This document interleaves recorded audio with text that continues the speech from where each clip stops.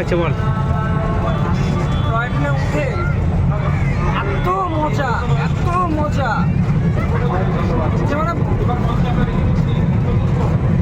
বলা বাহুল্যের বাইরে। ট্রেনে না উঠলে আমরা দর্শনই করতে পারতাম না প্রকৃতি। তো প্রকৃতির সমাগম এত বেশি। জানলা দিয়ে দেখো, ক্যামেরাম্যান জানলা দিয়ে আপনারা দেখতে পাচ্ছেন এই মুহূর্তে বিশাল বড় একটা দিঘি। দিঘিটার নাম কি? কাল দিঘি পার্ক। এখানে এক একজন গাছের গোড়ায় দাঁড়িয়ে আছে, এক একজন